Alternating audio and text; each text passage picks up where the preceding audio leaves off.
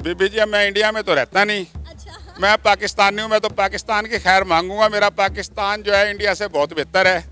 अल्लाह ताला हमारे हुक्मरानों को उसके नखून दे। मैं मानती हूँ हमारा मुल्क हमारी जान है, हमारी आन है, सोने की चिड़िया है, ही सोने की लेकिन चिड़िया। उसके बावजूद भी यहाँ पे लोगों को रोटी नहीं मिल रही ना, इंडिया में मिल रही है। ओवरऑल वहाँ की जो है ना, वहाँ पे एग्रीकल्चर रिसर्च जो है वो हमारे पाकिस्तान से बहुत अच्छी है, हमारी भी बहुत अच्छी है। लेकिन उनके फार्मर्स जो हैं वो ज़्यादा मेहनत करते हैं, ज़्यादा इनोवेटिव हैं और ज़्यादा उनकी जो टेक्नोलॉजी जो साइंटिस्ट उनको देते हैं वो टेक्नोलॉजी वो अडॉप्ट कर लेते हैं। इंडिया वाले अगर आप कंपैरिजन करें तो ताने दे रहे होते हैं सोशल मीडिया पे कि अपनी गाड़ी देखो, ये इस क्वालिटी की है और ये इस कीमत पे है, हमारी क्वालिटी देखो। यहाँ पे प्रोडक्शन तो हो नहीं रही, कंपनीज आती हैं इस वजह से कि हम लोग आके यहाँ पे प्रोडक्शन करेंगे, लेकिन वो आके यहाँ पे असेंबलिंग कर रहे होते हैं, तो फिर महंगाई तो होगी।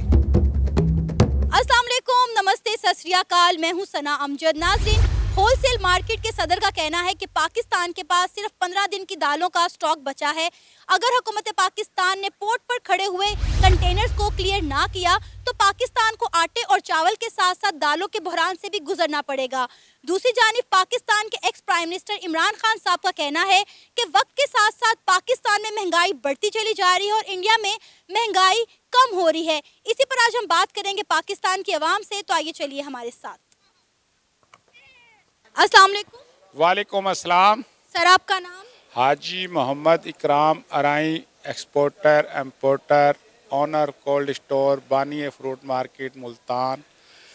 और 18 जनवरी 2023 को मैं all Pakistan cold store association का सीनियर वाइस प्रेसिडेंट मुंतखब हुआ हूँ। मुझे ये बताइएगा कि कहा जा रहा है कि 15 दिन का जो है हमारे पास दालों का स्टॉक बचा है। अगर हमारी गवर्नमेंट ने पोर्ट पर खड़े हुए कंटेनर्स क्लियर ना किए तो पाकिस्तान को चावल और गंदम के साथ साथ दालों का फुकदान भी देखना पड़ेगा। क्या कहेंगे आप, क्या वाकई में दालों का शॉर्टेज होने जा रहा है? देखें जी, बात यह है, हमारे मुल्क की हुकूमत तो बहुत मुखलिस है, बहुत काम कर रही है, या तो उनको समझ नहीं आ रही या उनको कोई हमारे मुशीर वजीरों की फ़ौज जफर मौज वो उनको पाकिस्तान से मोहब्बत या आवाम से मोहब्बत का दर्स नहीं दे रही। बात यह है कि हमारा पाकिस्तान शुक्र अल्हम्दुलिल्लाह दुनिया में सोने की चिड़िया है। अच्छा। और जिसके अंदर समंदर, रेत, दरिया, पहाड़, रेगिस्तान, एग्रीकल्चर, मैदानी इलाका, नहरी निज़ाम है। हमारे पास एग्रीकल्चर बहुत है और एग्रीकल्चर हमारा जो है बहुत हमारे पास वाफर है, मगर इसके ऊपर गवर्नमेंट की कोई ख़ास तवज्जो नहीं है। गवर्नमेंट अगर इस पर तवज्जो दे तो एग्रीकल्चर को प्रमोट करे। एग्रीकल्चर और एक्सपोर्ट दो चीज़ें अगर गवर्नमेंट पकड़ ले, दो चीज़ों पे अपनी एफर्ट शुरू करे तो इंशाल्लाह हमारा मुल्क के IMF के पास जाने की ज़रूरत नहीं है। जैसे कि तुर्की हमारे से बहुत पीछे था, मगर वो हमसे एक्सपोर्ट और एग्रीकल्चर में बहुत आगे निकल गया है। इसी तरह इंडिया हमारा हमसाया मुल्क है, वो हमसे एग्रीकल्चर एक्सपोर्ट में हमसे बहुत आगे चला गया। अब देखना ये है कि बातें करना बड़ा आसान है। ईरान में तेल 15 रुपये लीटर है, यहाँ 250 रुपये लीटर है। इस तरह खाद की बोरी 13,000 रुपये की है, वहाँ 2,000 रुपये की है। पेट्रोल वहाँ पे सस्ता है, खादें सस्ती हैं, बीज सस्ते हैं। अब हम बताएं दुनिया में पाकिस्तान एक्सपोर्ट में कैसे हम गुजारा करें? बिजली यहाँ है नहीं, सोलर की सहूलत ये नहीं देते, कोई एग्रीकल्चर को तो प्रमोट कर ही नहीं रहे। एग्रीकल्चर और एक्सपोर्ट को तवज्जो दे तो हमें इम्पोर्ट की ज़रूरत भी ना पड़े और हमारा मुल्क बहुत तरक्की कर सकता है। अभी आपको क्या लगता है कि किन किन चीज़ों का शॉर्टेज होने वाला है अनकरीब दालों के साथ साथ? बीबी जी, बात यह है ना, अगर ये पॉलिसी सही नहीं करेंगे, जैसे बिजली के बिल, डीजल की कीमतें बढ़ी हैं, खादों के रेट ज़्यादा बढ़े हैं, जो कि गवर्नमेंट के कंट्रोल की चीज़ें, गैस, बिजली, इनसे हर चीज़ महंगी हो रही है। हर बंदे का एफर्ट जो है बिजली गैस के ऊपर आ रहा है, जो गवर्नमेंट के कंट्रोल में। दवाइयाँ महंगी हैं, हर चीज़ महंगी है, ड्यूटियाँ ज़्यादा हैं। ये प्रमोट करें ना गवर्नमेंट, इंडिया के साथ मुआयना करें कि इंडिया में प्याज है 20 रुपये किलो है, यहाँ 220 रुपये, यहाँ 220 क्यों है कि यहाँ पे बलूचिस्तान और सिंध के अंदर बारिश और सैलाब से इन्होंने काला डैम नहीं बनाया। काला डैम बनाना कौमी ज़रूरत है। अब वो किधर गए काला डैम ना बनाने वाले?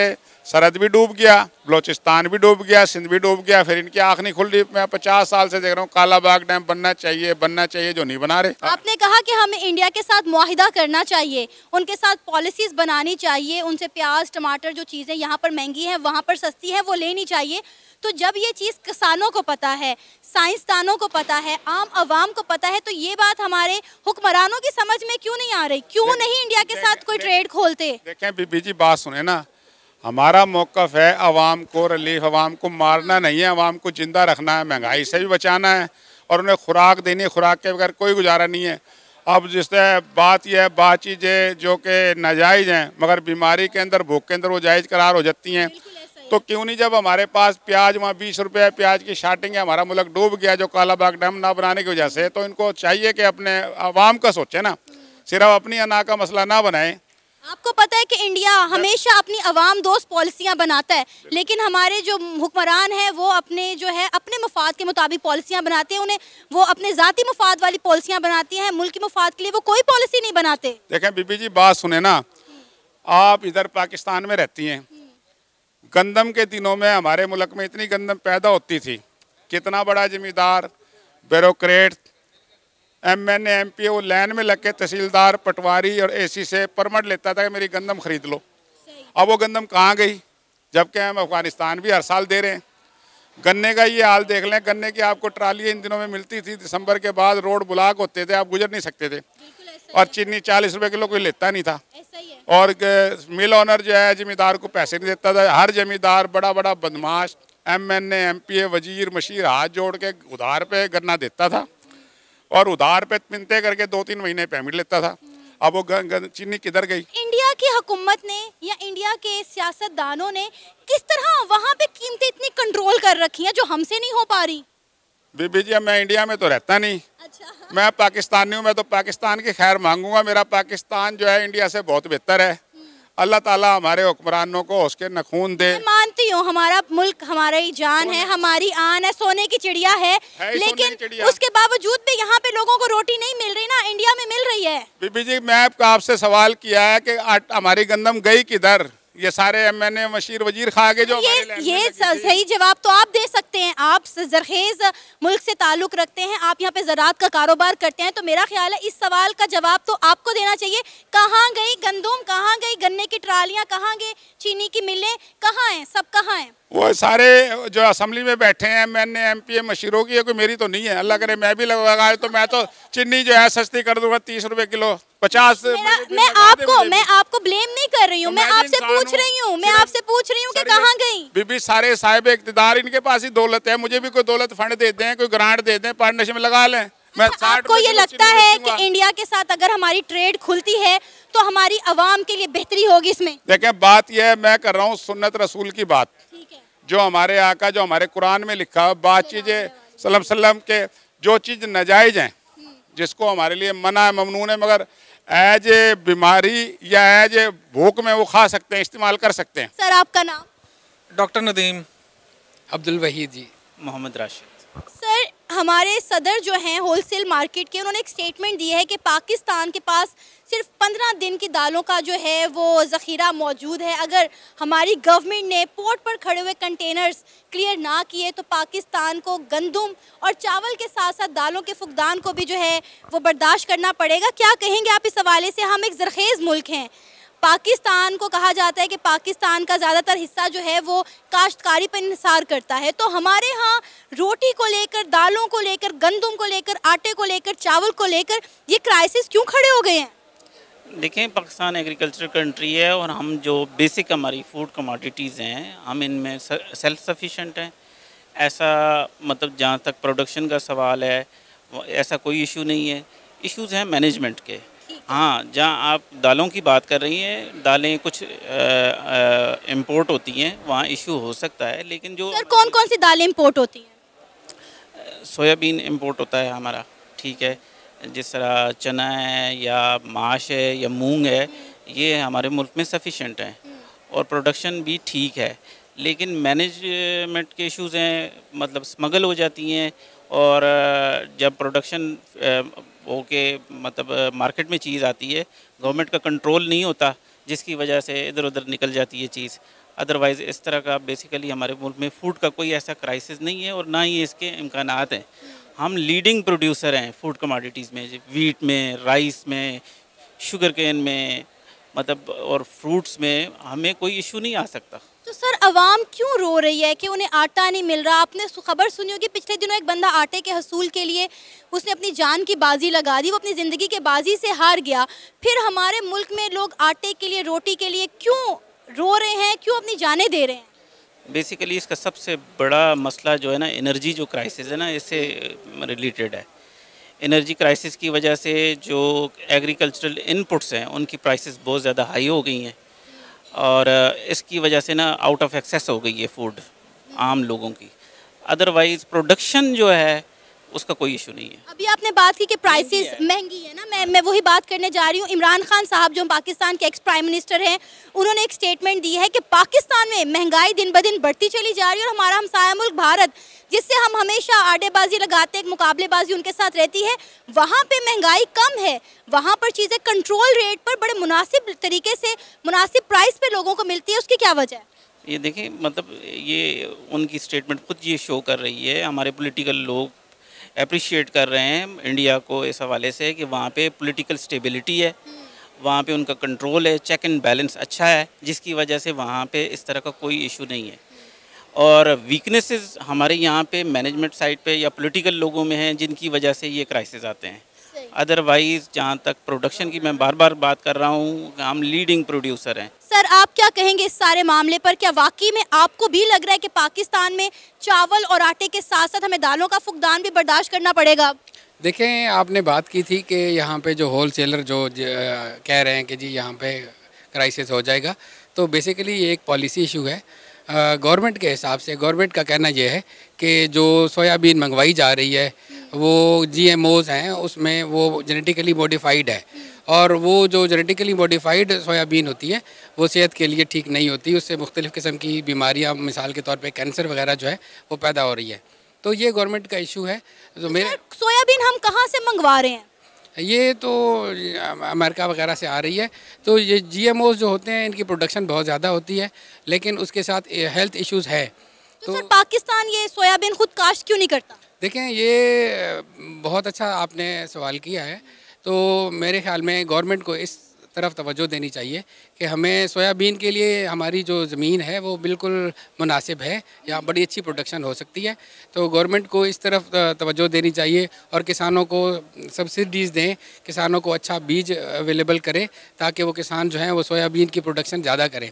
तो सोयाबीन जो है एक बहुत अच्छा फूड है और इसे हम कहते हैं कि ये ड्राइड मीट है, ये खुश्क गोश्त है, इसमें एनर्जी उतनी है जितनी गोश्त में होती है। तो लिहाजा सोयाबीन की प्रोडक्शन पे हुकूमत को तवज्जो देनी चाहिए और हमारे किसान जो हैं वो भी इसकी तरफ तवज्जो दे और इसको ज़्यादा ज़्यादा रकबे पे काश्त करें। सर हमारा हमसाया मुल्क इंडिया, क्या वो अपना सोयाबीन खुद काश्त कर रहा है, क्या वो भी दूसरे मुल्कों से दरामद करता है? देखें, एक तो वहाँ पे प्रोडक्शन ज़्यादा है हमारे से ना, और दूसरा वो दरामद सोयाबीन की या ओवरऑल? तो ओवरऑल वहाँ की जो है ना, वहाँ पे एग्रीकल्चर रिसर्च जो है वो हमारे पाकिस्तान से बहुत अच्छी है, हमारी भी बहुत अच्छी है, लेकिन उनके फार्मर्स जो हैं वो ज़्यादा मेहनत करते हैं, ज़्यादा इनोवेटिव हैं और ज़्यादा उनकी जो टेक्नोलॉजी जो साइंटिस्ट उनको देते हैं वो टेक्नोलॉजी वो अडॉप्ट कर लेते हैं। तो सर गवर्नमेंट की तरफ से उन्हें बड़ा सपोर्ट भी किया जाता है, बड़ी चीज़ों में उन्हें रिलीफ भी मिल जाता है। जी, बहुत सारी उनको एग्रीकल्चर जो इनपुट्स हैं उन पे सब्सिडीज़ हैं, उनको बिजली जो है वो सस्ती प्रोवाइड की जाती है, बीज के ऊपर सब्सिडी दी जाती है, फर्टिलाइज़र जो है वहाँ पे सस्ती है रिलेटिवली हमारे मुल्क के मुकाबले में।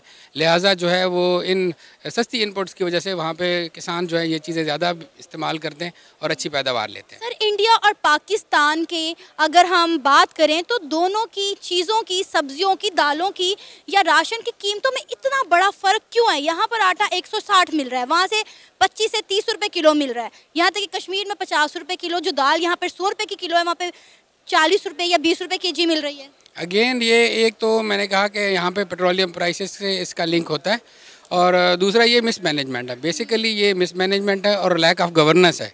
गवर्नेंस का जो है ना, वो गवर्नमेंट का जो कंट्रोल है वो मार्केट कमेटीज़ की जो है सही तरह से काम नहीं कर रही, तो वो मार्केट कमेटीज़ जो हैं वो प्राइसेस को कंट्रोल करने में बिल्कुल नाकाम हो रही हैं। तो जिसका खमियाजा जो है हमारे जो आम आवाम है वो भुगत रही हैं। जी सर आपका नाम? इंजीनियर फ़हद। सर, आपको पता है होलसेल मार्केट के सदर ने एक स्टेटमेंट दी है कि पाकिस्तान के पास सिर्फ दालों का 15 दिन का स्टॉक बचा है। अगर हमारी गवर्नमेंट ने पोर्ट पर खड़े हमारे कंटेनर्स क्लियर ना किए तो पाकिस्तान को गंदम के साथ साथ दालों के फुकदान को भी बर्दाश्त करना पड़ेगा।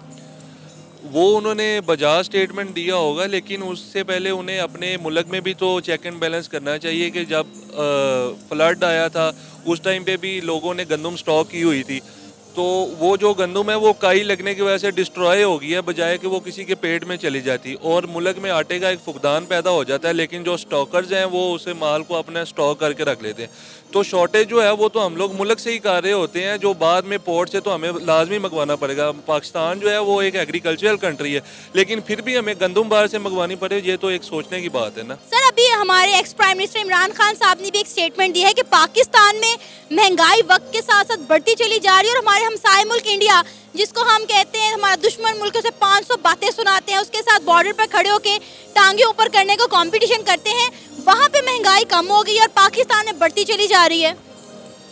पाकिस्तान में इसलिए बढ़ रही है कि आप देखेंगे उन्होंने इंडिया वालों ने अपने जो नहरी निज़ाम है उसके ऊपर इतने सारे उन्होंने डैम्स बनाए हैं, ठीक है, लेकिन हमने क्या किया, हमने तो अपना जो सैलाब का पानी किस लिए आया, क्योंकि हमने जो जहाँ पे हमने वो बनाने थे, डैम्स बनाने थे, वहाँ पे हमने हाउसिंग सोसाइटीज़ बनाई हुई हैं, तो महंगाई तो होगी। अब आप देखें, आप जो हमारी गवर्नमेंट है वो टैक्स पे टैक्स लगाई जाती है, लेकिन फैसिलिटी आवाम को कोई नहीं है। अगर बाहर से कोई कार इंपोर्ट करता है तो इंडिया वाले, अगर आप कंपैरिजन करें तो ताने दे रहे होते हैं सोशल मीडिया पे कि अपनी गाड़ी देखो ये इस क्वालिटी की है और ये इस कीमत पे है, हमारी क्वालिटी देखो। यहाँ पे प्रोडक्शन तो हो नहीं रही, कंपनीज आती हैं इस वजह से कि हम लोग आके यहाँ पे प्रोडक्शन करेंगे, लेकिन वो आके यहाँ पे असेंबलिंग कर रहे होते हैं, तो फिर महंगाई तो होगी।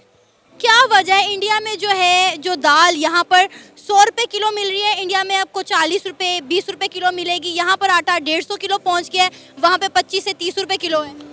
उसकी वजह एक तो हमारा करेंसी क्राइसिस है, करेंसी रेट जो है हमारा बहुत ही डाउन है, तो करेंसी उनकी आप है, तो यही वजह है ना कि उनका चेक एंड बैलेंस भी तो होगा ना। हमारी यहाँ पे गवर्नमेंट जो है वो फैसिलिटीज़ दी जाती हैं मिनिस्टर्स को, वो अपना शाही बस निज़ाम इंजॉय करते हैं और चले जाते हैं, तो इस तरह तो निज़ाम नहीं चल पाएगा, क्योंकि अगर इस पे चेक एंड बैलेंस जैसे ही बेहतर हो जाएगा ना तो ये सारी चीज़ें खुद वैसे हम इंडिया को ताने मारते रहते हैं, इंडिया के साथ हम अपने ताल्लुकात में बेहतरी नहीं लाते, लेकिन देखें कि वहाँ के लोगों को कम से कम खाने के लिए रोटी तो सस्ती मिल रही है ना। बॉर्डर हम उनके साथ वैसे ही नहीं खोल रहे, महंगाई जो है वो दिन ब दिन जो है आसमान से बातें करती चली जा रही है। नहीं, उसमें ये है कि जो उनका निज़ाम है ना वो इस तरह का है कि जो गवर्नमेंट है ना उनको, अगर आप इसका कंपैरिजन भी कर लेना तो वहाँ पे स्लम्स लाइफ वहाँ पे भी है, लेकिन ये तो मीडिया है ना को दिखा क्या रहा है, वो स्लम्स लाइफ नहीं उनकी दिखा रहे, वो उनका दिखा रहे हैं कि मोदी जी आज इसका उद्घाटन कर रहे हैं, मोदी जी आज ये कर रहे हैं। लेकिन अगर यहाँ पे अगर क्राइसिस आते हैं ना तो हमारे मीडिया वाले उन दिनों पे तोड़ कर बताएंगे कि जनाब ये आटे का फुकदान आ गया है, नान आज इतने का हो गया, नान भाई ने हड़ताल कर दी है, लेकिन वो उन दिनों में नहीं करेंगे कि हाँ इन दिनों में गवर्नमेंट को चाहिए कि ये गंदम को परचेज भी कर लें। आप मुझे बताएं कि गंदम ने यहाँ पर ऐसी कौन सी इंडस्ट्री लगाई है, कौन सी डेवलपमेंट की है जो पाकिस्तान ने नहीं दिखाई हो, पाकिस्तान के मीडिया ने या पाकिस्तान के यूट्यूबर्स ने ना दिखाई हो।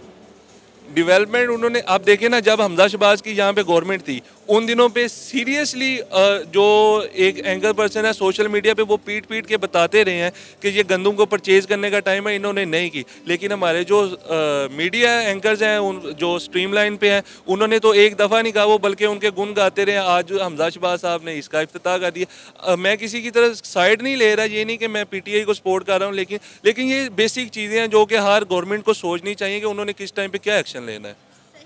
अच्छा, पाकिस्तान की गवर्नमेंट को ऐसे क्या इकदामात उठाने चाहिए कि पाकिस्तान में जो क्राइसिस चल रहे हैं कम से कम लोगों को खाने के लिए रोटी तो सस्ती मिले। आप देखें दालें, डॉलर ऊपर चला गया, पेट्रोल की कीमत भी बढ़ेगी। और आपको ये बात पता है, जब जब डॉलर का रेट बढ़ता है पाकिस्तान में हर चीज़ की कीमत बढ़ जाती है। अब कहा जा रहा है कि पेट्रोल का रेट भी बढ़ेगा, दालों का भी फुकदान है, मेडिसिन का भी फुकदान है, गंदम के भी हमें लाले पड़े हुए हैं, लेकिन हमने अपने हमसाए ममालिक के साथ अच्छी नहीं बनानी, हमने अपने बॉर्डर नहीं खोले। ये तो इसमें तो बड़ी चीज़ें जो हैं वो मैटर करती हैं। एक तो हमारा जो दफाई निज़ाम है वो बड़ा मैटर करता है, ऊपर से हम लोगों ने प्रोग्राम्स IMF से वो लिए हुए हैं जो हमें दिन ब दिन डिस्ट्रॉय करते जा रहे हैं।